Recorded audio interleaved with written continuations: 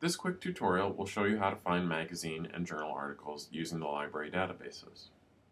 We can get into the library databases from the library's homepage by clicking either on Research Databases or on Find Articles.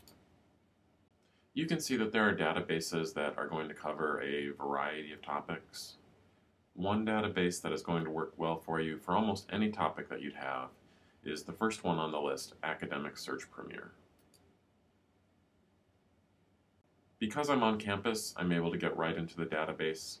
If I were doing this from off campus, I'd be prompted to enter a student ID number and a password. The database starts us off with a keyword search. I'm going to put in offshore and oil and run my search.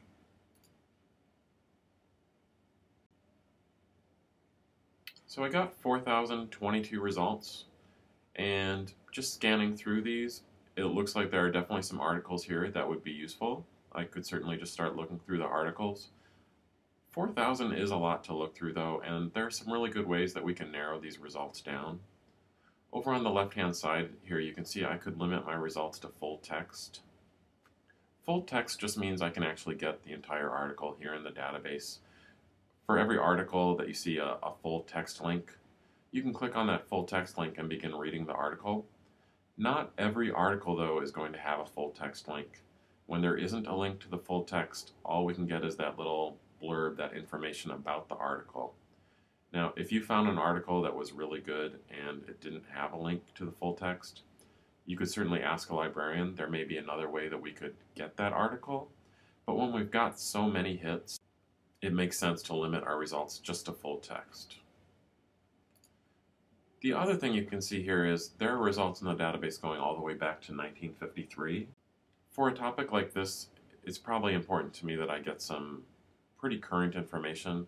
I'm just going to drag that slider over, say, to 2005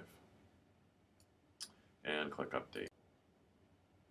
And now you can see just by limiting results to full text and 2005 or newer, I've really narrowed my results pretty significantly. There is another really good way to narrow your results.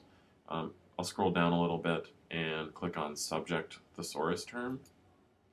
Now all of these articles use the word offshore and oil, but some of them, that's not really going to be the focus of the article. They use those words, but maybe they're used in passing.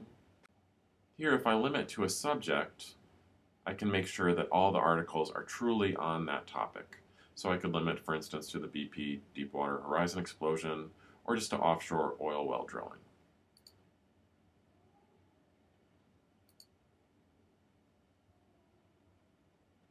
And now that I've done that, I've got 128 results. That's a very manageable number to look through. So at this point, I could start scanning through my articles.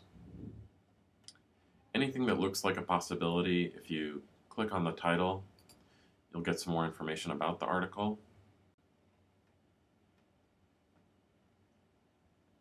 The abstract is a summary of the article. Typically what you'll do is scan that abstract, see if the article really looks useful to you. If it does, of course, you could click on the full text and start reading the article. What I would likely do is look through my list, and anything that looks useful to me, I would email the article to myself and then read it or print it out later. When you do print or email an article, the database will give you an option to have the article come with a citation.